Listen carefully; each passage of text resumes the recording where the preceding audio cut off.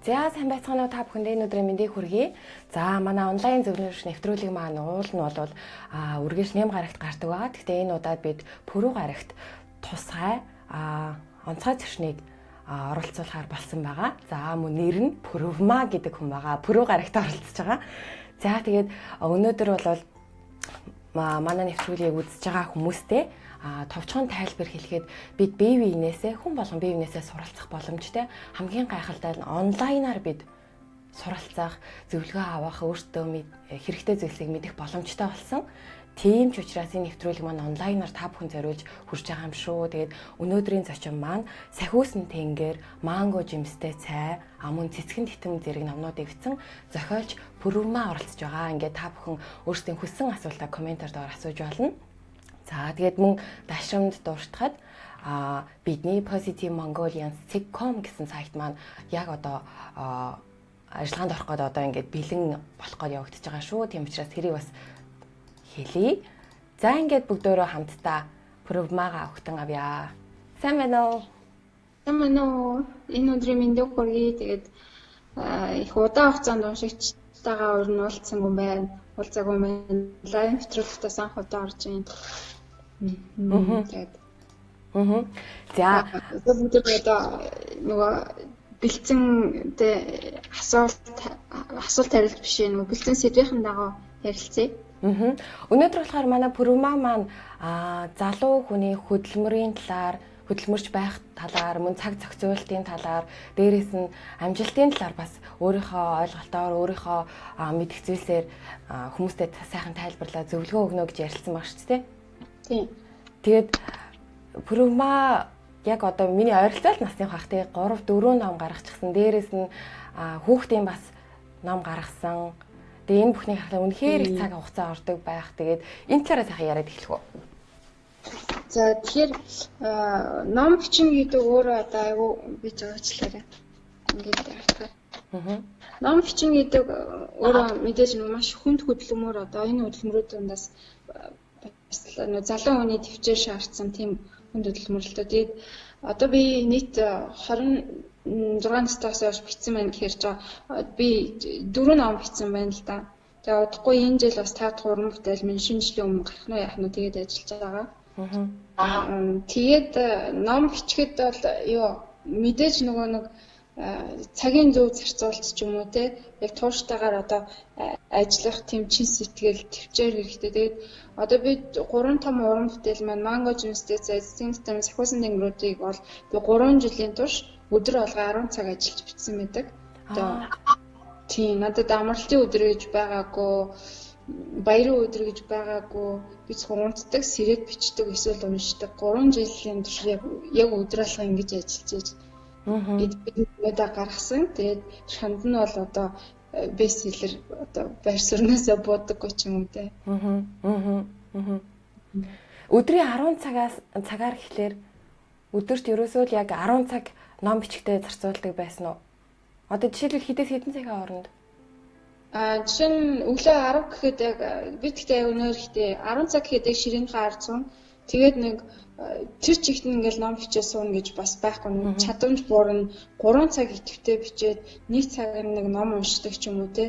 Зүгээр уншиж бичих хоёроо хооронд л 10 цаг байхгүй юу? Дэдэг банк биччихэдэг.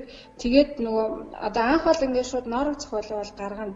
Тэрийг бол сэтгэл хөдлөлөөрөө ч юм уу мэдрэмжээрээ ч юм уу тэрэн дээр нөгөө өвдөл авьяас гэдэг нь их гарна л да. Тэгээд тэрнийх нь дараа нь болохоор нөгөө өөрөө ингээ хин би бараг нэг номоо нэг 70-аас 80 удаа 90 удаа хяндаг хинээс ингээ уушаад шүүж тэгээд одоо нөгөө нэг чимэглэх хэсгүүдээ чимэглээд ч юм уу те тэгж ажилладаг. Ихэд илүү их хугацаа зарцуулдаг. Бид нэр онлайнаар нэвтрүүлэг маань явагдаж байгаа. Яг одоо Монголд манай Пүрэвма маань байгаа. Монголд бол оройн 9 цаг, манай Швед улсад болохоор өдрийн 3 цаг өнгөрч байна. Тэгээ хоёр талаас ингээд хоорондоо интернет гэж сайхан юм ашиглаа ярьж байгаа учраас бас завсраар гацах юм уу, дүрс маань жоохон өөрчлөлт орох тиймэрхүү зүйлүүд анзаарэгдэж магадгүй. Тэгээ тэр болгоныг манай үзэгчд маань ойлгох баг. Тэгээ өнөөдрийн хамгийн сонирхолтой бүр үнэхээр сонсохыг хүсэж байгаа бол мэдээж цаг зохицуулалтын талаар. Энэ талаар сайхан сонсомоор байна. За тэгэхээр ер нь бол ингээд надад бол маш хүн зүйл тохиолдсон. Тэрнээс биш ер нь цаг гэдэг ямар үнэтэй, ямар чухал гэдгийг бол ясамхандаа шийдэл ойлгосон шүү дээ. Тэгээд би өөртөө ингээд зориулж байгаа цагиндаа агай харамч ханддаг л да. Facebook-д жишээ нь 30 минутаас илүү ороод ингээд 30 минут би чи мэдээ залуу ингээд хаана юу болж ийн бүгдийг үзэж харж сонирхон те 30 минутаас илүү бол би ердөөсөө нэг ордоггүй ингээд миний амьдралыг үрээд байгаа юм шиг санагддаг. Тэгээд одоо ер нь бол одоо залуучуудын Facebook л одоо хамгийн хорлонтой зүйл болчиход байна шүү дээ. Тэгээд тэрнээр гарч байгаа мэдээллүүд ямар байна, тархитлагын хэрэгцээтэй мэдээлэл байна уу, дандаа хэрүүлийн чанартай. Тэгээд тэр бухимдаад хэрүүлээгээд байгаа хүмүүс амьдралынхаа ямар их цагийг хид юм өнгөрүүлж ийн гэдэг бас харамсалтай. Тэгээд нэг аюу сони юм бас юм аа. Миний нэг танил ч юм уу те нэг танилж биш л те тэр хүн нэг дайралтайцтай ямар айхтар хизээтэй ингээд ном биччихдэг ингээд нэг уурлангуй янзтай надад хэлэхгүй юу. Тэгээд тэр хүний Facebook болохоор хаягийн би ингээд байжлаа тэгэл нэг байж байгаа л нэг орохоор тэр хүний линкдин тэрүүлээгээл өстэй баян ингээд пост явуулж идэг. Тэрийг ингээд фейс руу нөр цаашаалаа ингээд баран ингээд нэг цаг тутамны пост оруулж идэг. Жишээ нь тэр хүн Facebook-д бүх амьдралаа өөрөөд ингээд байж хахад би тэр одоо цагтаа зориулаад те ном бичээд сууж исэн юм байна, ном уншаад байж исэн юм байна, хөдөлмөрлөд байж исэн юм байна. Тэгэхээр тэр битүүрийг ингээд тэр өдөр дайралтахад тэр хүний хийсэн юм, миний хийсэн юм хоёр ч шал өөр гараад ирж штэ. Тэгээд ер нь бол яалта өглөө алхан сэрэхтэй энэ өдрийг худалдаж авдгуудаа баярлах ёстой. Чанд бүхэл бүтэн өдрийг ингээд бухан өгсөн. Чи энэ өдрийг өөртөө зориулах уу, бусдад зориулах уу гэдэг байна. Тэгээд орой алхан унтахдаа би энэ өдөр юу хийж бүтээсэн билээ гэж өөрөөсөө асуух хэрэгтэй. Тэгээд ингээд за би тийм ажил бүтээсэн, ингэсэн тэгсэн, тийм ном уншсан тэгсэн гэл те. Тэгээд хэрвээ ингээд сэтгэлд чинь хүрхгүй шүү дээ. Тэгэл яхав даа ингээд хүрхгүй тэл орой болгон л өөрөөсөө энийг асуух. Нэг л өдөр би өнөөдөр маш их зүйлийг хийж бүтээсэн гэх үед чинь магадгүй нөгөө чам руу одоо амжилтын салхи ирж явах ч юм уу те. Тэгээд одоо дэлхийн нийтээрээ ч юм уу Билл Гейтс гэл бид нар баячуудын тухай баян хүмүүст их дургу байна л да зарим хүмүүс ч юм уу те. Тэгэл баячуудын тухай тэр бомтон болсон түүхийг унших дуртай, ишлэлийн шеэрлэх дуртай тийм мөртлөө өөртөө болохоор яг тэр хэмжээнд хүрж хөдөлмөрлөдөггүй нэг сонио. Тэр хүмүүс одоо тэр Жак Ма ч юм уу Билл Гейтс ч юм уу тэр баячууд ч одоо лав Facebook-ээр л ингээл баян ингээл оролттой ингээл аягүй завтай ч юм уу хин нэгэнтэй ингээл танихгүй үнтэй муудалцаач ч юм уу те тгээгүй л баг. Тийм болохоор одоо нэг өөртөө ирж байгаа өнөө өглөө болгон босхотол хайрлах хэрэгтэй. Тэгээ харамсалтай шүү дээ ингээл залуу нас одоо дөнгөж 40 нас хүрэл ингээл дууссан чи би юу хийж бүтээсэн бэлээ гэсэн чи аягүй харамсалтай юу ч хийгээгүй бол тий. Цаг зарцуулалтын тал дээр яг аягүй олон хүмүүс нэрээ Facebook дээр аягүй их цагийг үрдэг тий. Магадгүй Facebook дээр бас яг ажлынхаа нэг хэсэг болцсон хүмүүс бас байдаг бах тий. Тийм. Тэр бол Facebook-ыг ингэдэй одоо миний би бодохдоо зэрэг 100-ны 80% нь Facebook-д одоо шал дими цагаа өрдөг бол 20% нь Facebook-ыг амьдралдаа маш хэрэгтэйгээр одоо одоо ашигладаг. Би өөрийгөө тэр 20%-ийн нэг нь гэж боддог байхгүй. Жишээ нь би Facebook-д ороод миний комментиг өөр нь олж уншихгүй те хүмүүсийн доор ингээл нэг од болсон шуугсан юмны доор миний коммент сэтгэл гэж байдаггүй. Би лайк дардаггүй, лайк дарах цаа байдаггүй. Найзуудтай лайк дараал яадаг. Тэгээд ороод хүн номныхын тухай мэдээлэл одоо тухайн өдрийн хүмүүс сэргээлт өгөх пост ч юм уу те унсан номны мэдээлэл өдрөө ингээл оруулаад гардаг. Тэгээ одоо 30 настай шүү дээ. Чи хэдтэй л ойролцоо. Тэгээ одоо 5 дахь уран бүтээл маань шинжлэх өмнө гарна хаа. Ингээл бас ажиллаж байна. Facebook-ээс цагаа харамлал хүчгээлээ чинь. Аха. Нууц шал 5 дахь уран бүтээлийнх нь нэр хорт өдөр минь сайн байна уу гэдэг нэртэй.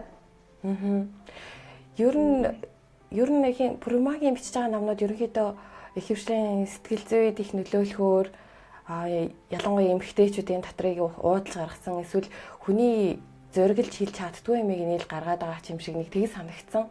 Энэ талаараа өөрөө яг юу гэж боддөг вэ? Яг ямар сэдвүүдийг яагаад ингэж зоригтой гаргаж байгаа вэ гэх юм уу энэ талаараа? Жишээлбэл нөө манго жимстэй цай. Тийм, манго жимстэй цай үр хөндлөлтийн тухай энэ номыг би болохоор бүр загвар өмсдөг багт би ч бүр ингээд багасаа өгн бичдэг гэсэн байхгүй. Тэгээд тэрийгээ түр зур орхитуулсан байсан баг. Тэгээд загвар өмсдөг багт би манго жимстэй цай номны сэдвээр яг олон одоо ноорог тэмдэглэл биччихсэн. Тэгээд дараа нь сүүлд яг энийгээ эвлүүлээд бичсэн л дээ. Тэгээд энэ номыг бичиж байхад одоо чинь энэ номыг одоо бичиж байхад эмэгтэйчүүдийн эмнэлгийн нэг 2 3 том эмчтэй уулзчихсан. Тэгээд үр хөндлөлт гэдэг бол Монголд аим шигтэй болсон. Үр хөндлөлгээд ердөөсөө 60-аас 70 мянган төгрөг байдаг. Тийм болохоор охтууд маань маш хинэггүй байна.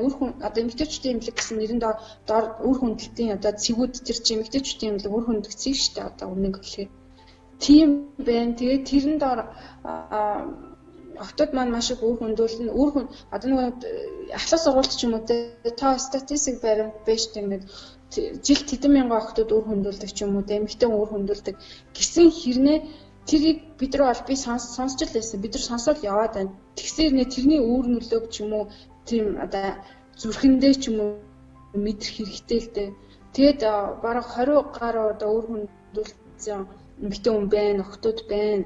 78 удаадаг одоо үр хөндлөх бол ингээ үзэгдэл болсон. Одоо Монголд гэр хороол одоо тийм ийм орчинд өсөж байгаа охтууд ч юм уу одоо шоотл моотл ингээл ингэж байгаа охтууд тэгээд би номоо бичгтэй зэрэг маш хатуугаар одоо нэг сүнсний хоёр дахь ертөнцтэй холбоод хэрвээ чи өөр хөндлөх юм бол чамд одоо үхээс өөр арга байхгүй чи ийм амар ашигтай юм туулна гэдгийг нэг дүрээрээ ингээд илэрхийлээд гаргацсан. Тэгээ ямар ч гэсэн энэ номыг уншсан ямар ч эмэгтэй хүн үр хөндлөх тийм сэтэл,гүй болно. Үр хөндлөжсэн бол одоо тэрнийхэн төлөө нүглэн амжилтдаг ч юм уу те тэрийг тоохгүй явдаг гэсэн бол тэгэхээр зэрэг энэ номыг уншсан эмэгтэй хүн цаашдаа мэдгүйгээсээ болоод ч юм уу хинэггүйгээсээ болоод ч юм уу одоо 3 4 удаа ч юм уу хөндлөх ирээдүй байсан бол тэр ирээдүйгээс энэ ном одоо сэтгэл зүрхээр ингээд эмчлээд хамгаалцсан.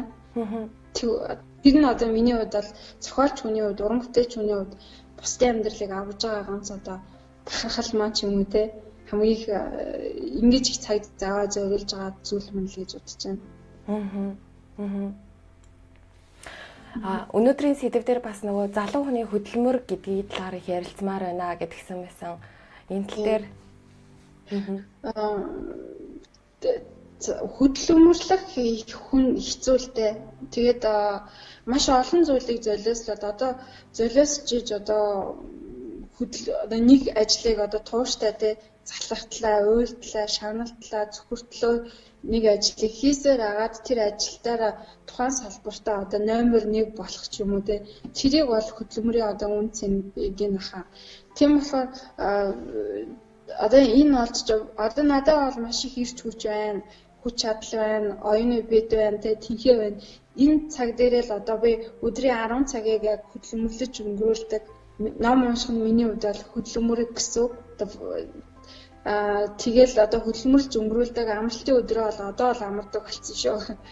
Тэгээд ингээд хөдөлмөрлөл ахаар чи эхэндээ бол ингээд залхуутай л да энэ өмнөд өгч үзтээ өмнө хэцүү байсан. Гэхдээ ингээд нөгөө амтанд нь ороод үр дүнгээ үзээд ирэхээр чи үр дүн чи өөрөө чиний шагнал болдог байхгүй. Тэгэл хөдөлмөрлөх одоо ажил хөдөлмөрлөх тухайн салбартаа номер 1 болохын төлөө хичээх хэрэгтэй. Бид нар тийхгүй бол одоо энэ амьдрал чинь утгагүй шүү дээ. Бүрмагийн хувьд бол амжилт гэдгийг яг өөрөөхөө юу гэж бодож явдаг вэ? Амжилт гэхлээр заавал одоо амар мундаг том амар том юм хийгээд тэрийг амжилт гэх юм болов уу? Эсвэл хүн бүрт амжилт өөр харагдах юм болов уу? Миний хувьд амжилт бол одоо Монголдоо бол ингээд миний уран бүтээлүүд маш тэгтээ тэр хангалттай хүрсэн байгаа. Тэгээд миний өөртөө тавьсан зорилго амжилт бол уран бүтээлээр одоо дэлхийн тавцанд гарах те. тэр амжилт. Тэгэхээр тэр үед би мэдээ санхүүгийн маш өндөр одоо их чөлөөтэй болно. Энэ бол миний хувийн амьдралын гэр бүлийн минь амжилт. Тэрний дараа амжилттай эмэгтэй хүн гэж ямар эмэгтэй хүнийг хэлдэг вэ гэхээр хэдэн хүний амьдралыг аварч чадж байна гэдгээр амжилтыг бол тодорхойлно. Би маш их чадaltaй, маш их хүчтэй одоо тий санхүүгийн үед их чөлөөнд хүрсний дараа би хувь хүн форматаар л амжилт гаргасан болохоос ш одоо миний амжилтын үр шимээ би бусдад түгээж чадахгүй штэ. Тэр үедээ хараа одоо хүмүүсийн амьдралыг аврах, хүмүүст боломж өгөх тий тэр үедээ л тэрийг л одоо илүү том амжилт, жинхэнэ амжилт гэдэг л гэж бодож штэ. Пүрүма ойролцоогоор сая 3 жил ном бичсэн гэж ярьсан тий? 3 жил. 4 жил. 4 ном. Анх ном бичих болсон яг шалтгаан нь юу байсан бэ? Би тэгтээ яг номноос ч уншаад ойлгож ирсэн л яг тэр үед ингээд ном бичих болсон юм байна. Гэтэ магадгүй яг одоо үзэж байгаа үзэгчид Пүрүмаг анх загвар өмсөгч байсан. Одоо харин зохиолч болсон. Ном бичиж байгаа гэдгийг хүмүүст бас одоо нөгөө мдээгүй уншаагүй байгаа хүмүүст зориулаад тайлбарлаад хэлвэл. За тэгэхээр одоо бүр багаас нь эхлэв л да. Би бүр бага хахад манай аав жишээ номонд маш их дуртай олгосон. Одоо намайг одоо номын ертөнцөөр явах хүн гэдэг одоо багаас нь харж ирсэн. Яагаад тэгэж харж ирсэн гэхээр миний илэн зөвгөө айгуу том бичээч сэхит хүн байсан байгаа байхгүй юу. Тэгээд одоо магадгүй тэр удам нь ингээд ясны удам тий гент нь байгаа энэ бичих авьяас нь энэ хөвгт дээр гарч иж магадгүй гэд багаас маань их одоо хөгжүүлж маш их ном уншуулдаг уран зураг одоо тий ингээд сонгодог талаараа ингээд намайг их хөгжүүлэх гэж хичээсэн. Тэгээд ингээд загвар өмсөгч болсон. Гэхдээ тухайн үед бол миний энэ нөгөө нэг ном их уншдаг өгдөл нь одоо байгаль байсан. Гэхдээ ингээд миний загвар өмсөгч ч юм уу те тийм одоо нөгөө нэг өсгийнд дарагдсан, өндөр өсгийнд дарагдсан гэсэн үг байхгүй юу. Тэгтэл би ингээл нэг бичмээр санагдаад бичээл ориглол ингээл бичээл. Гэхдээ ингэтлээ одоо хичээж бичдэггүй байсан. Тэгээд өвдөд завтаа олоод тэгээд нөгөө хүн маань сэрээд өгдлөө ойлгоод миний илэн зүгээс одоо эхэлж ирсэн нөгөө нэг цус гений энэ сэхэтэн бичих авьяастай бичвэрийн нэг юу нэгээ сэрхгүй юу? Өвдөлт одоо намайг одоо өвдсөн маань миний хувьд бол хамгийн том завшаан болсон гэсэн үг байхгүй. Би өвдөөгүй бол хизээч ном бичихгүй хаасан нөгөө нэг өвдөл нь нөгөө нэг авьяасан ч юм уу те бичгэн ингээд дарагтаал ингээл те ингээ хуучин. Гэтэл тэр нь ингээд миний ген яс мах цус оюун тарихтэй бүх юмд шингэсэн тийм оргилцсан ген ингээд яхаа нэг жоохон өвдөлтийн дараа ингээд поггэл сэрсэн тийм нэг сонирхол юм болсон юм лээ. Тэгэл тексттэй юм чинь тэгэл цаанаасаа бичээл нөгөө цуснасаа бичих авьяас нь байсан юм билүү. Тэгэл бичээл суцсан шүү дээ. Баахад би удмынхаа өгөл хэргийг маш сайн биелүүлж явж байгаа гэж бодож байгаа. Бас юу цаг зарцуулалт дээр бас нэг асуух зүйл байна л да. Одоо нөгөө залуучууд яг өөрөөсөөхөөрөө ингээ өөрөөсөө хүссэн юм хийдэг болоод эхэлчихсэн. Ингээ юм айгуугаа өөрчлөгдөд байгаа шүү дээ. Жишээлбэл одоо ном бичих сонирхолтой хүмүүс нь яг зориглоод бичиж эхэлж гин. Зарим хүмүүс нь ингээд яг өөрийнхөө хүссэн чиглэлүүдээр хүмүүс ингээ яваад эхэлж гин. Та яг энэ дээр цаг зарцуулалт нэр өдөрт хэдэн цаг хүн яг өөрөө зориулж анх яг дөнгөж хичээж байгаа хүмүүс хэдэн цаг гаргах хэрэгтэй юм болоо. Тэгвэл яг хэдэн цаг байвал зүгээр гэдгийм бол шууд 10 цагийг гаргаж амжихгүй л хал да тий ажилтаа өөр амьдралтай хүмүүст бол тийм бол тэр хүмүүс зөвлөөд хэлвэл яг өөрийнхөө мөрөөдлийн хүссэн зорилгын зүйлийг хийхдээ цаг зарцуулалтыг яаж эхлэх ёстой яаж яг зөв ашиглах ёстой юм болоо.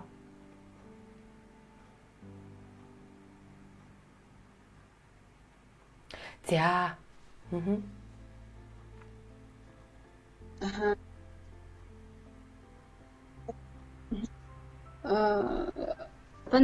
Бэн. За. Тэгэхээр одоо өөрх нь хүн болгоны одоо нөгөө онцлог өөр халдаа. Миний хувьд бол би ном бичих бол ингэж сүүлд нь яг ингэж болсон. Маш олон зохиолчдын намтар түүхийг уншаад намтар түүхийг уншиж ном бичсэн ингээд ийм бичих ажлын явц мас гэдэг агуу олон юм ингээд уншиж байгаад яг ганцхан дүгнэлтэнд хүрсэн нь хэрвээ чи ном бичгээр шийдээд ном бичгээр суусан бол гаднах ертөнцөөс чөлөөлөгдөх хэрэгтэй. Зөвхөн номондоо орох хэрэгтэй. Ингээл нэг ном бичиж сууж яснаа ингээл 2 3 удаа зүтснэ найз нуудахаар нь гараал явчихдаг тий. Тэгэл ингээл зугаал жаал орж ирэл дахиад бичдэг. Тим юм гэж байдгүй байхгүй. Ном бичих зүгээр аяга харгас байхгүй. Тухайн одоо хүнээс одоо маш харгас төвчээрийг шаарддаг. Тэрнээс ч би одоо энэ номыг ингээл биччихсэн маань найз залгасан чинь би гараал дуудаад уулзснаа буцаж орж ирэл дахиад үргэлжлүүлээд бичнэ гэл энэ чинь холбоос нь тасарчдаг. Тийм болохоор ном бичгийн тулд золиос ихтэй. Хайр дурлал одоо найз нөхөд агаар нар салхи ч юм уу те яг тийм нэг вакуум орчинд ороод тэр нэг юм гэрэл цацрагч юм уу те ном руугаа орж шингэх тийм нэг хүчтэй тэрэнд нь хинт садаа болохооргүй сэтгэл зүйн одоо тэр яаж байгаа бол энэ яаж байгаа бол гэдэг ингээд санаа зовох зүйлгүйгээр тэр номыг бичих юм бол тэр ном өөрөө амьд болно. Яг нь үйл явдал хөөцчүүл бол хамаагүй штэ гарч ороод ингээд явал бичээд ээж болно. Тэгээд хэрвээ чи нэгэн зохиолоо эхлүүлсэн маш зоригтой байна. Энэ бол одоо номоо хаяад явчихаагүй зориг гэдэг бол агуу том зориг шүү. Тэгээд би бол хувьдаа шүн бичгийг цээрэлдэг. Орой 6 цагаас хойш би юу ч уншдаггүй, бичдэггүй. Яг л шөнийн цагаас одоо шөнийн цаг чи өөрөө ингээд хүн унтахад амархад зориулагдсан цаг. Тархич гэсэн тэр үед ингээд амардаг. Тэр үед сэтгэл зүрх ингээд хийх хөөрдөг үед байхгүй. Жишээ нь ингээд бодолтой ингээд 10 жилдээ ингээд шүнжэнгөө ингээд хайрын цагаа бичиж байгаа л өглөө унсан чи ёо шал тэмэг цагаа тэрийг ингээд ураал хайдаг. Тэгэл ингээд нэг залуучууд найзууд юм уу ингээд шүн ингээд уугаал өста тим бизнесийн санаа өста тэгвэл гоё тэгвэл цөм хийн гэл ингээл наачстай гоё юм байна гэл ярьж байгаа л маргааш нь утсан чи тэр нэг утгагүй санагдах ч юм уу те. Тэгэхээр шүн уншиж бичгийг ер нь яг унших бол өөр баг. Бичгийн үед бол шүн ажиллахыг оюуны хөдөлмөрийг бол шүн бол миний хувьд бол маш их цэрлдэг. Тэгээ би шүн бичиж үзсэн шүү дээ, туршиж үзсэн. Тэг ингээд бичээл ингээд тэгэхээр өглөө нь уушгаар маргааш нь уушгаар ингээд хоосон ингээд сэтгэл хөдлөлт тэнд ингээд тэг хөөсрөөд байгаа байхгүй. Тэгэхээр өглөө би бол 5 цагт усч чадахгүй л дээ. Гэхдээ юм Толстой, Чехов одоо ингээд сууц зохиолчуд байна шүү дээ. Тэд нар өглөөний 3 цагт усаад 5 цаг гэхэд ширээн хаард бичээд өдрийн 2-3 цаг гэхэд ажиллаад дуусгах чийдэг. Бүр 40-50 жилийн турш тэгж бичиж ирсэн. Бусад цагт нь юу ч бичдэггүй, юу ч боддоггүй, зүгээр уншдаг, амардаг. Тэр хооронд тэг гардаггүй, ордоггүй, хин нэгний дуудлаганд очдоггүй, хинтэй ч юм ярьдаггүй. Тийм л нэг темпэнд орох юм бол энэ нүсэр ажлын ард бол их гайгүй гарчна. Тэгэхээр бол залуус бол ямар нэг одоо өөртөө туртай зүйлийг хийх гэж байгаа бол шөнийн цаг сайхан амраад бусад цагийг өөртөө зарцуулаа гэж бол ойлгож болох нь тий. Бас энэ дээр нөгөө Сахиусан тэнгэр гээд номыг хамгийн анх бичсэн бах тий тэр номоо. Анхны ном хүүхдийн уран зохиолын ном байдаг. Шидэс авдын өсөл гээд. Тийм тий. Тэгээд тэрний дараа болохоор Сахиусан тэнгэр гэдэг номыг бичээд Сахиусан тэнгэр нь маш олон хүмүүст хүрч ирсэн. Би хүртэл Шведэд зарж байгаа хүнээс нь олж авч уншиж ирсэн. Тэгээд тэр тухайн үед бүр амар сэтгэл догтлоод 2-3 хоногийн дотор гялс уншаад дуусгацсан. Тэгээд үргэлжлээд энэний дараагийнх нь болохоор аль ном нь вэ? Цэцгэн титэм. Цэцгэн титэм 2 дугаарх нь. За би тэрийг уншиж амжаагүй. Тэгээд Цэцгэн титэм номын хадлаар нэг товчхон ярил. Цэцгэн титэм ном нь болохоор бас нөгөө нэг шидэт реализм гэдэг тийм бичигдлээр бичигдсэн. Тэгэхээр бодит ч юм шиг бодит бус ч юм шиг энэ хоёрыг ингээ хооронд нь холбоод хүмүүс надад уурлаад байна л да. Чи ингээ итгэл хуураад ингээд бичээд байна. Яг аль нь юм бэ гэд асуугаад үнэнгийн асуудаг. Би тэр надад чи өөрөөр үнэнгээр л одоо ойлголтоо гэд. Тэгээд одоо хэдийн надад Сахиусан тэнгэр би өөрхөн бодит амьдралаас сэжилсэн ч гэсэн дараагийн номонд дахиад бодит амьдралаас сэжүүлэх бас албагүй шүү дээ. Энд чинь уран зохиол хүрээ гэж байна. Зохиолч өөрийнхөө одоо чадварыг харуулна гэж байна тийм болохоор Симптом одоо тал хувь нь бол бодит, тал хувь нь бол ингээ хийсвэр. Тэгээд би хэн байсан бэ гэдгээс хэлж байгаа. Би загвар өмсөвч байхдаа хэн байсан бэ? Гэхдээ энэ бол маш хэтрүүлэгтэй бичил одоо зохиолтой. Тэгээд одоо нэг өмнө нь бол би ингээд Сахиусан тэнгэр дээр би сайн талын хүн байсан те. Их сайн байсан. Тэгээд яг Сахиусан тэнгэр л гэж хүмүүс наваа бодоол нь шүү дээ. Симптом дээр болохоор би муу талын дүр болж байгаа байхгүй. Би өөрөө муу дүр болж ич бусад сайн дүрийг тодтогч өгсөн. Тэгэхээр зохиолч өөрөөгөө одоо зохиолч хүн ингээд биеийн зүгээс бичгээр зохиолч хүн өөрөөгөө ингээд дандаа магтаад байдаг юм байна л да. Тэгэхээр энийг одоо үгүйсгээд өөрөөгөө би ингээд ерөнхийдөө цэцгийн хөтөлбөрөөр муулж, үзий ядуулж те хамгийн адгийн байдлаар харуулж иж эцэст нь туйлын хүртэл тэгэж харуулж иж бусад одоо сайн дурс, сайхан талуудын хүмүүсийнхаа сайхан талуудыг гаргаж өгсөн байгаа. Загварын ертөнцийн тухай эхний бүлэгт байдаг. Загварын ертөнцийн тухай бичихгүй болохгүй. Тэгээд би загвар өмсөвч байсан. Тэр гал тогоон тэр одоо загварын ертөнцид би 7 жил байсан. Гэхдээ би нэг тийм мундаг загвар өмсөж байгаа. Жилд нэг 2-3 хон том загварын шоунд ордог. Бус үед нь ажилдаа завгүй байсан болохоор тэгээд загварын ертөнцийг би өмөөрөх ёстой. Гэхдээ тунгийн тааруулж өмөөрөх ёстой. Тэгэхээр загварын ертөнцид гарч байгаа энэ нэг тий загвар өмсөж бол ийм тийм гэл нэг дэлхийгээр л дүр нэг яриа биш үү монголоор дүрн тэрийг яг ийм хүнээс болж загварын ертөнцид ийм одоо тий загварын ертөнцийн бүх охтууд ийм муухай нэрнээр над шиг ийм өөдгөө амтнаас болоод одоо нэр хүнд нь сэвтэж байна. Тийм болохоор ингээд 50-50% та над шиг хогийн охтууд загварын ертөнцийг бузарлж байна. Одоо булангартуулж байна тэр голыг бусад яг чин одоо хөдөлмөрөөрөө ч юм уу тэ үнэхээр гоо үзмжээрээ загварт цэвэр хүн үнэхээр сайхан явж байгаа тий ариун одоо нанди юу юм те тэгж явж байгаа охтууд тал өөр нь бол байгаа. Маш их охтууд байдаг. Тэдрийгээ өмөрч ицсэн юм аа. Тэгээд нөгөө хүн усуусан удаг руугаа нэлэмдгөө штэ тий. Тийм ба. Тэгээд дараагийн үргэлжлэл нь болохоор Зорко битүүрийн хэсэг байдгийн хамгийн сүүл нь мэдээж миний нөгөө үргэлж хүнддэг хүчрхийллийн эсрэг сэдв. Тэгээд өгсний дараах ертөнц сүнс сахиусан тэнгэр те жам тайрлагч ингээд хөтлөй нөгөө нэг ертөнцийн ингээд нэг холбоосууд өдрөө оруулж байгаа бичсэн л та. Тэгээд надад дургуутсан хүмүүс намайг жинкнээс ийм үйл ингээд би бас тэр нөгөө юуны Манго жимстэй цай гэдэг номны талаар хүмүүсийн сэтгэлдлүүдийг дээрээс нь юунуудыг уншсан л да. Би тэгэхээр тэр номыг бол уншаагүй өөрөө чинь бичсэн тайлбар, хүмүүсийн бичсэн тайлбарыг уншсан. Тэгэд энэ ном болохоор маш олон хүмүүс уншаад сэтгэл зүйн байдалд орсон. Дээрээс нь зөндөө олон тайлбарууд бас уншиж байсан. Тэгэхээр нэлээд хүнд үнэхээр итгэл, хүртэл бичсэн байх гэж би ойлгосон. Би тэгтээ уншиж амжаагүй байгаа л да тэрийг.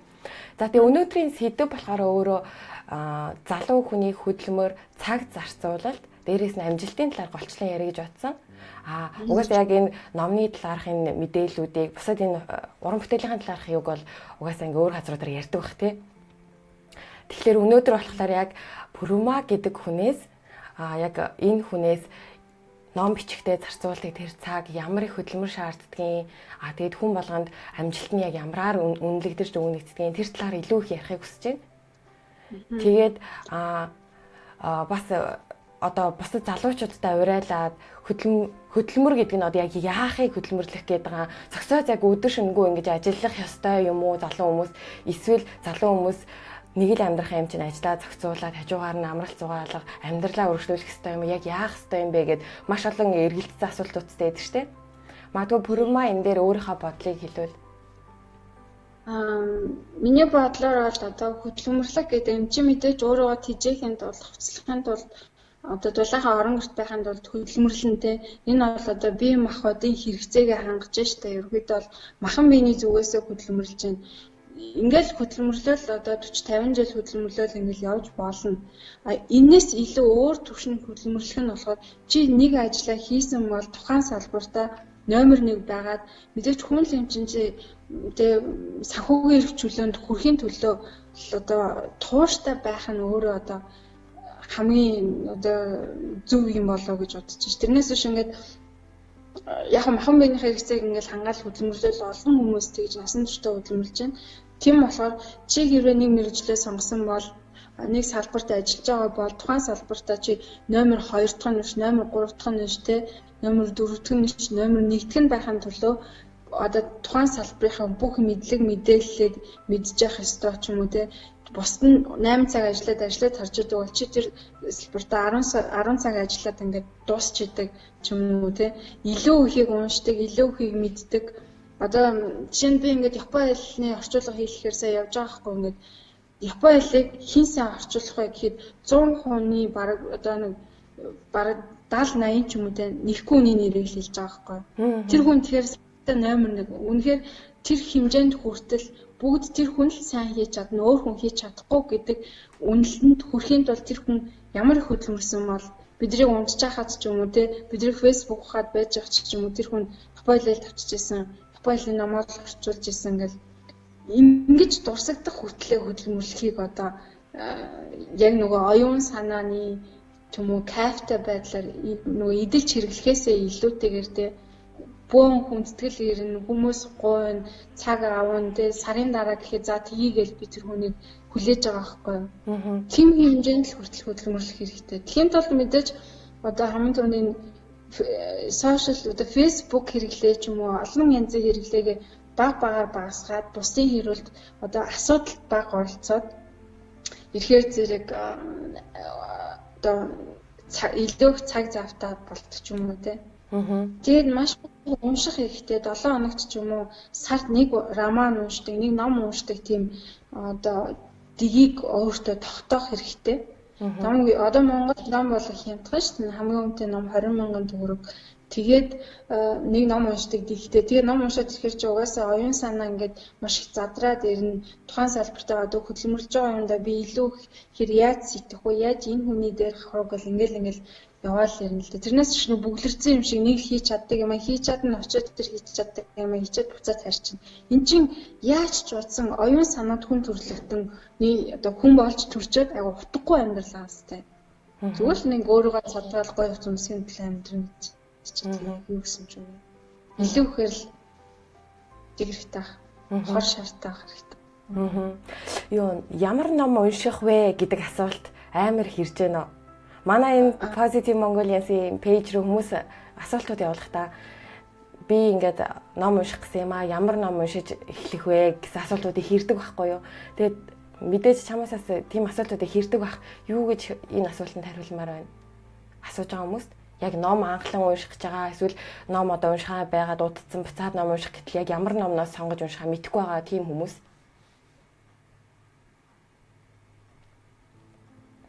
За манай интернет жоохон гацаад байгаа учраас за Монголд бас интернет маань жоохон гацаад байгаа учраас манай нэвтрүүлгийн завсраар жоохон гацалт гараад ах шиг байна. Гэхдээ бас өргөжтүүлээд ингээд зүгээр болно гэж итгэж байна. За тэгэхээр унших хэвээр нөгөө ингээд Google-аар ингээд үзгээр унших хэвээр номны чагсаалт гэдэг гараад ирдэг л да. Одоо 100 жилийн ганцаар Лана Кренина, Гемзэм гэл эдгээр чинь өөртөө хүнд романууд байхгүй юу?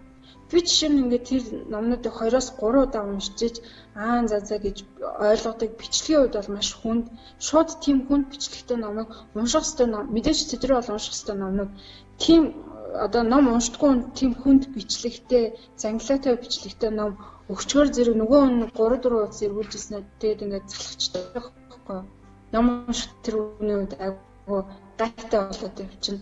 Тийм болохоор маш энгийн номноос эхлэх хэрэгтэй. Тэгээд би Facebook дээр ер нь бол уншсан номнуудаа маш их пост оруулж лайв хийж ингэж танилцуулдаг шүү дээ. Миний Facebook-нээс бас номны тухай мэдээлэл авч байна. Тэгээд миний сахиусан тэнгэр ном миний номнууд ерөөхдөө ингээд уншсан ном хүмүүс тэрнээс хойш номонд орчдөг. Яагаад би мэрэгчлийн уншихгүй яг гоогүй уран зохиолын мэдлэг байхгүй зүгээр л ингээд маш их хөдөлмөр сэтгэлийн одоо сэтгэл хөдлөлөөр ч юм уу тийм гинэн цайлганаар ингээд бичсэн. Тэгэхээр одоо жишээ нь сахиусан тэнгэрийг уншсанаас хойш номонд дуртай болсон хүмүүс зөндөө байдаг. Яг бол бичлэг нь энгийн урсаж орж ирдэг. Одоо миний бичлэгийн өнгөс жишээ нь тийм л аахгүй ингээд ямар ч адармаатай ч юм уу ингээд тэг ингээл одоо нэг өгүүлбэр 40 50 үг оруулсан ч юм уу биш нөгөө энгийн хүн байснаа одоо маш олон зохиолчдын хамгийн анхны уран бүтээл нь илүү их алдартай байдаг. Яг л тэд нар мэргэжлийн бус байж байхдаа л айгу энгийн очичдаг. Дараа нь бол одоо миний чадвар ингээд их дээшлэл ингээд магадгүй 40 50 наснда би бас Толстой, Анна Каренина, Гимзи мэдэр одоо 100 жилийн ганцаарл шиг тийм хүнд роман бичин ахал та. Тэгтээ тэр болтол болоогүй байна л та. Тэгэхээр ийм энгийн бичлэгтэй, хөнгөн бичлэгтэй ч юм уу те тиймэрхүү номнуудаас эхэлж болно. Тэгээд сар болгон уншаад ирэхээр чинь өөрөө яваандаа ямар ном унших уу гэдгийг одоо ойлгоод ч юм уу те номыг нэг эргүүлж хараад гайсыг хараад ч юм уу уншиж байгаа юм байна шүү дээ. Тэр нүндээс өөрөө ялгаад сурна. Тийм. Тэгээд номны тухай мэдээлэл угаасаа интернетээр л дөрвөн номны тухай мэдээллүүдэн хүн болгон уншиж байгаа номоо хуваалцж байна. Тэндээс хараад номоо сонгож болно. Манай нэвтрүүлэг маань нэг онцлог нь яг онлайнаар шууд яг одоо явагдаж байгаа учраас үзэгчдийн асуултыг бас асуух боломжтой. Тэгээ би яг одоо үзэгчдийн асуултаас асууя гэж бодлоо. За энэ дээр нэг хүн бичсэн байна. Соги ESG гэдэг хүн байна. Мундаг юм аа залуу хүн гэхэд 4 ном гаргасан байна. Үлзий чаргаал, болор чаргаал гэдэг хүнээс хей ангийн охин минь ээ гэсэн байна. За. Номыг нь унших дуртай шүү. Амжилт гэсэн байна. За. Сахиусан тэнгэрүүд номыг уншиж үзсэн. Юм бодогдохоор юм билээ. Майк Мөнгөө гэдэг хүн бичсэн байна. Одоо орчин цагийн залуус ном уншдаг гэж боддгоо. Ах нь 2004 онд Монголоос гарсан харин гадаад оронд байдаг хүмүүс их уншдаг байхаа. Эрдэнэхүү соном цэрэн. Орчин цагийн залуус ном уншдаг гэж боддгоо гэсэн байна. Орчин цагийн залуус ном уншдаг болж байгаа. Болж байгаа. Тэгээд зарим нь ичсэндээ болоод уншиж байгаа байхгүй. Зарим нь нөгөө нэг ном унших болж байгаа тэнийг харагдаа гэдэг өндөр ингээ хичээж ном барьж явж байгаа. Тэгээд уншиж байгаа тэр чигтээ номд орсон хүмүүс ээ. Тэр хөвгөлтэй бастай. Тэгээд одоо ном уншихгүй байна гэдэг бол өөрөө одоо онгойтой зүйлтэй ичмэр ч юм уу те. Тэгээд миний хувьд бол ном уншдаггүй үнтэй би ярилцаад ерөөхдөө 5 минут 10 минут ярилцаа ингээ би мэдчихдэг. За энэ хүн ном уншдаг юм байна. Энэ хүн ном уншдаг юм байна. Ном уншдаг хүн хоёрны ярьж байгаа тэр сэтгэл хөөрөлтэй оюуны цар хүрээ юмыг бодож байгаа дүгнжаа үнэхээр тэнгэр газар шиг ялгаатай. Ямар би зэмд ёо би ингээ явлаа гэл ингээ үнэхээр ингээ тийм тэнийг юм яриад байгаа юм би одоо юу ярих юм бэ гэмээр тийм сэтгэлийг зарим хүмүүс төрүүлж байна. Тийм болохоор ном уншчаад бас ухаантай болно гэж байхгүй. Зүгээр агуул зихцтэй тэг арай илүү гүн бодолтой тийм л болдог баг. Мэдээж илүү ном уншсан хүний ухаан бол өөр л ахалтай. Тийм болохоор залуучууд ер нь бол одоо номонд маш их орж байгаа. Тэгээд намайг нэг хүн ингэж хэлсэн юм ингээд Монголд зохиолчид бол зөндөө байгаа. Тэгээ гайхалтай зохиолчд байгаа. Одоо 40-с дээш насны 50 орчим насны ингээд ахнаар бичнэр байна штэ. Тэд нар өөрсдийнхөө хүрээнд өөрсдийнхөө насныхан зориулаад номоо биччихдэг байхгүй юу? Ерөнхийдөө бол ингээд өөрсдийн ертөнцийн яг өөрсдийнх нь насныхан зориулна тэдний сэтгхүү тийм л ааштай тэр хүмүүс зориулсан гэсэн чинь залуу үеийн номгүй орхигдсон байхгүй юу? Тэгээд тэр залуу үеийн сэтгхүүд ном нь байна. Тэгээд тэр одоо над чи 20 настай 30 настай хүн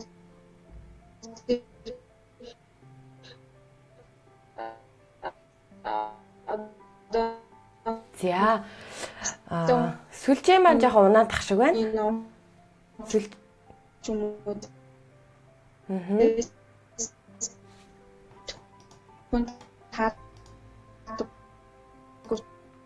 За харамсалтай манай сүлжээ жоохон унаад байгаа учраас төрхөндөө пауз авъя. За өнөө яг одоогийн байдлаар 39 минут болсон байна. Бид хоёрын лайв. Лайв маань жоохон гацаад Монголын интернет жоохон гацаадах шиг байна. За тэрийг бас ойлгож байгаа. За одоо харин за бүрмэ байна уу? За манай Монголын интернет нэлээд сул байгаа л та. Ой.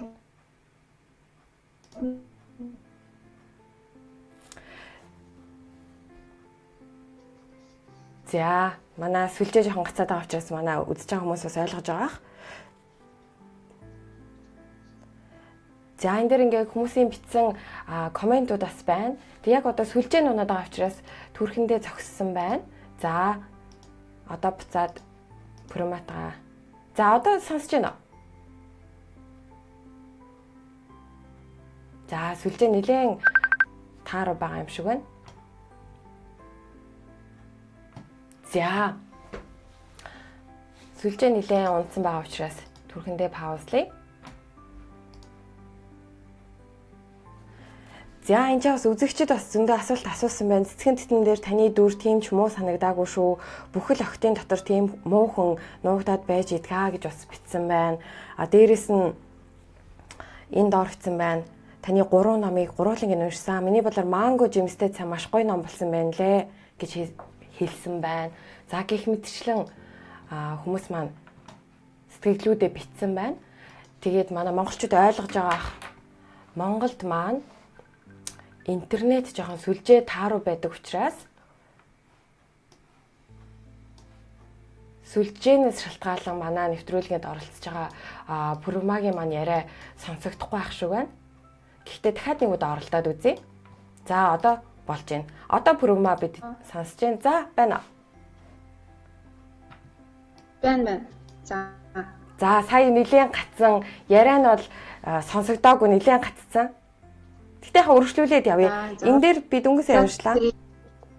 За.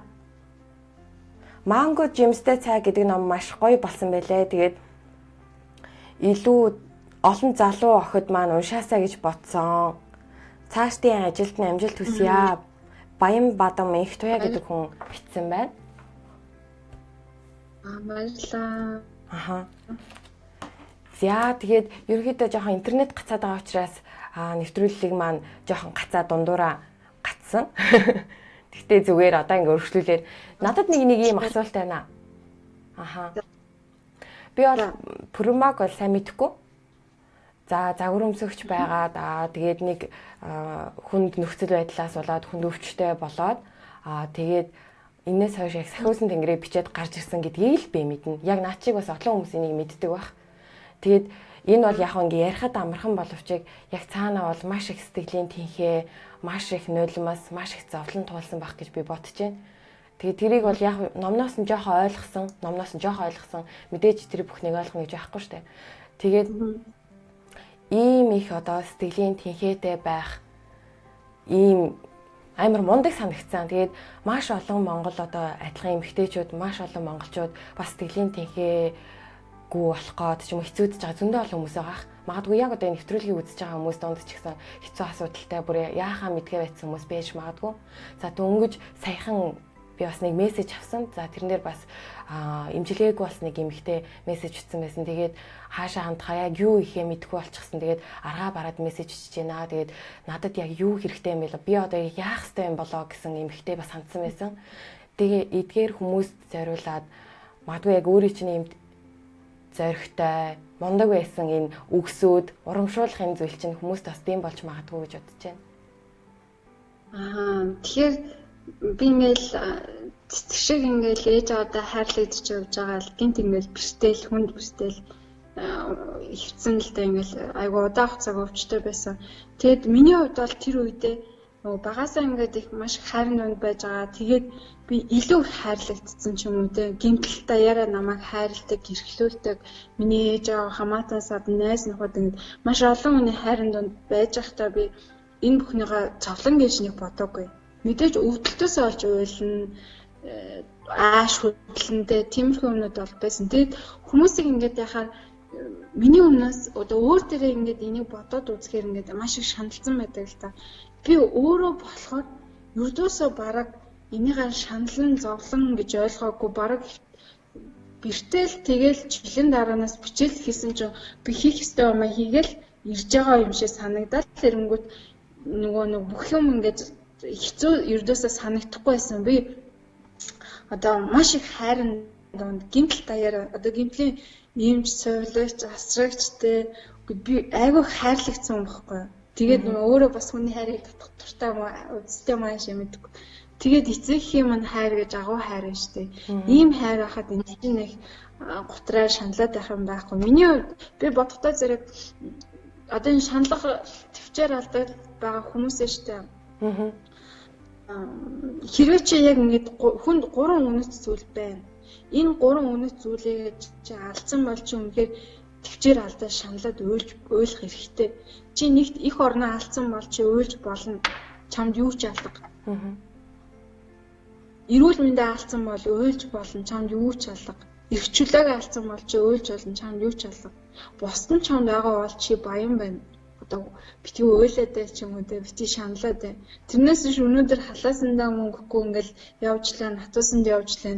Хүмүүстэй мөр зэрэгцээ татуусан дотор сууж штэ алхаж орж ирээд тэг ингээ хүмүүсийн харж байгааг хараад явж гин, хүмүүсийн идж байгааг идж гин, хүмүүс шиг уншиж чадж гин, бичиж чадж гин. Тэд чинь одоо юунд нь шаналаад байдаг юм? Юунд нь төвчээр алддаг байна. Би нэг даах чинь тэгээд хоёрдугаарт одоо миний төвчээр ч юм уу би өөрийнхөө төвчээр гэж боддог байхгүй. Зүгээр л би үүсэх ёстой юм үзэж байгаа, туулах ёстой замаа туулж байгаа. Харин ч тэр хүнд баярлах ёстой байхгүй бид нар.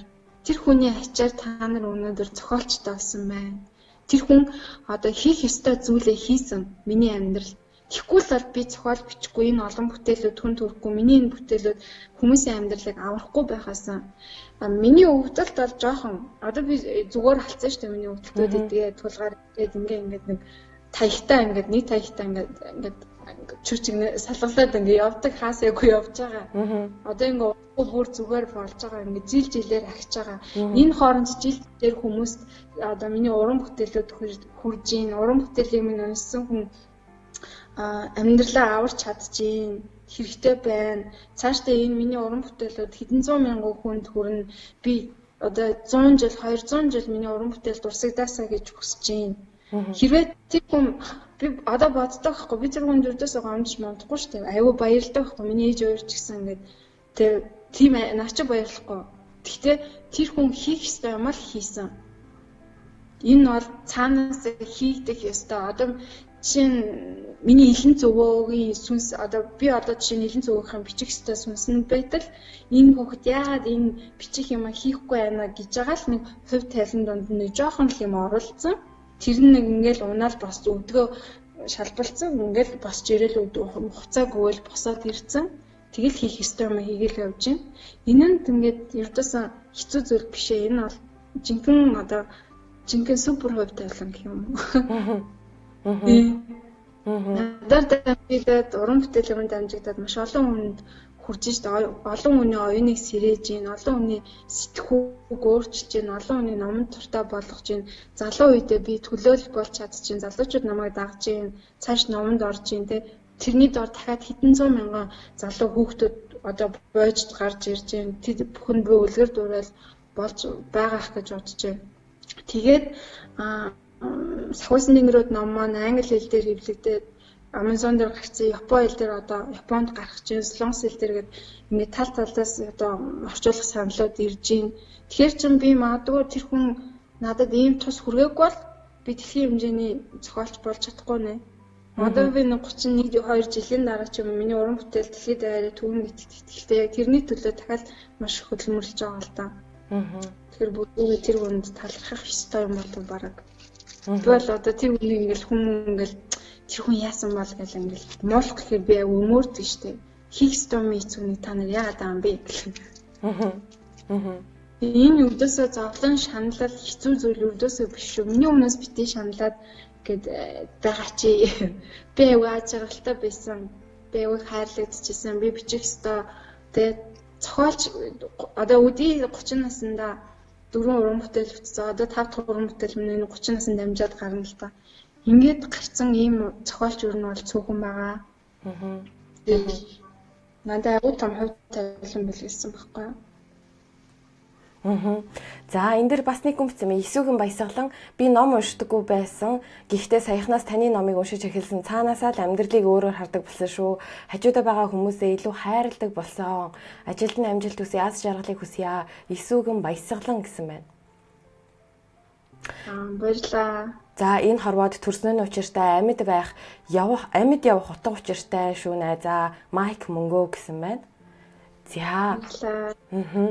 Одоо үзэж байгаа хүмүүст бас сайхан урам зориг болж байгаа. Нэрэл бас яагаад надад ийм тохиолдсон юм бэ? Яагаад ийм болцсон юм ба гэж бодож суухгүй. Тэрийгээ өөр талаас нь ингээ гоё бодчих юм бол урам ороод бүр босоод ирэх юм шиг байна шүү дээ. Тийм тэгээд хизээ яг хаа эрүүл мэндийн хувьд бол жоохон асуудал гарч л байл та. Ингээл нэг хидээ яснууд хугарсан, буцаад бороолсон, идэгсэн, боссон байхгүй. Тэрнээс биш би хөлөө алдаагүй, гараа алдаагүй, эд эрхтний алдаагүй, зүрх сэтгэлээ алдаагүй. Ив вирус бүх бүтэн нэг яс хугарсан тэр ингээ бороолцсон. Тийм энд ч одоо ямар асуудал байна. Ив вирус шүү дээ. Хэрвээ чи хөлдөө тайруулсан, гараа тайруулсан тийм бол үнэхээр одоо дотор эрхтэн юм юм ахуулсан бол өстой эрүүл мэндгүүл гэж хэлж болно л доо. Би тийм хүн биш байхгүй юу? Зүгээр л бусад хүмүүс ч гэсэн хөлөө хугалдаг штэ. Тэрнтэй л адилхан зорилгосон байхгүй юу? За тэгвэл би бас наатач яг бас бодож исэн юм аа. Яасан бол биений яасан бол асууж чадахгүй санаа зовдсон байхгүй юу? Би зүгээр ингээл алхаж л байгаа хоёр үл дээр. За тэгээ бас давхар өнөөдрийн нэвтрүүлэг цаг цаваа гаргаж оролцож байгаад маш их баярлалаа. Дээрээс нь бас гэр бүлтэй олсонд нь дахин баяр хүргэе. За Facebook онлайнаар мэдсэн. За тэгээд бас хэлж амжааг үзэгчтэй зориулаад хэлье гэж бодож исэн зүйл байвал одоо хэлж болно шүү дээ нэрээ.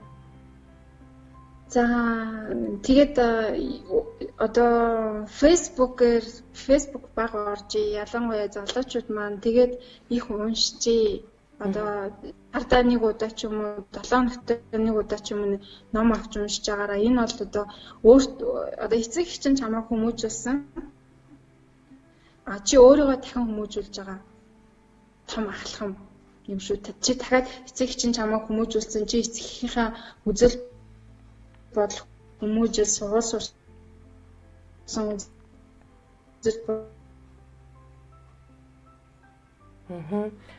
За дахиад сүлжээ маань гацаад их шиг боллоо. Хэмээрээ явжсэн чинь чи жилд сард нэг удаа нэг ном уншдаг гэсэн чинь чи дахиад агсан төвшөнд өөрийгөө хүмүүжүүлж хэл. За сүлжээ маань бас орж гараад гацаад ах шиг байна.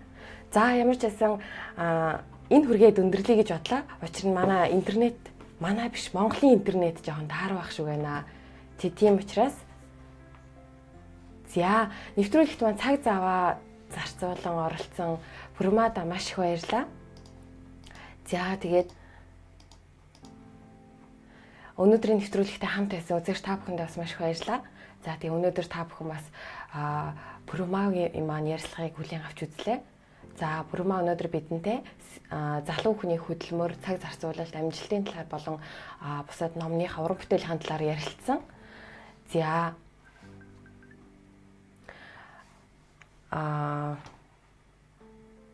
тэгээд бидэнтэй хамтаас үзэгч та бүхэнд маш их баярлалаа. За тэгээд тун удахгүй бас та бүхний бидний сайн мэдэх Амар продакшны бүжигчин Төөгөө маань манай нэвтрүүлэгт оролцохоор болсон. Энэ нэвтрүүлэгт маань оролцохдоо гадаадад ажиллах, сурах гэж явж байгаа. Одоо дөнгөж шинээр анхлан явж байгаа хүмүүст зөвхөн хувцснаар одоо гадаад зүйлсийг бэлтгэхээс гадна сэтгэл зүй өөр хувь хүндээ юуг анхаарч бэлдэх ёстой вэ талаар ярилцах байгаа. Тийм учраас тэрэн дээр бас цаг заваа зарцуулаарай.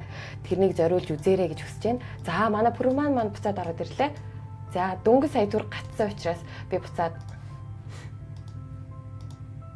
за одоо ороод ирсэн. За цаг заваа зарцуулаад бидний нэвтрүүлэгт оролцсонд маш их баярлалаа.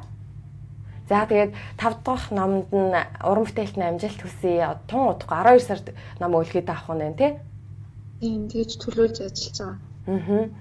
Тэгээд цаашдаа өшнөө олон уран бүтээлийг гаргаад дээрээс нь олон залуучуудад сайхан үлгэр дуурайлтай дээрээс нь номоороо дамжуулж уран бүтээлээрээ дамжуулж хийгээрэй гэж сайхан ерөөлийг тавиад өнөөдрийнхөө нэвтрүүлгийг энэ хүргээд өндөрлөх гэж байна.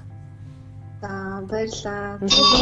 Залуучуудтай хэлэхэд сар болгоно нэг ном уншдаг ёстой одоо гэтээ болоороо Facebook-д цагаа өгтөө ингээд маш харан байгаараа чинь аль нэг мэрэгжил эзэмсэн бол тухайн мэрэгчлэрээ номер 1 байхын тулд маш их хүчин чармаалт гаргаараа. Тийм тийж. Тэгээ нөгөө түрүүний яг 3 баялагч байхгүй бол гутарч олон бусад үед чи одоо маш хүчтэй хэрэгтэй. За баярлалаа. За баярлалаа. За баяртай. Баярлалаа.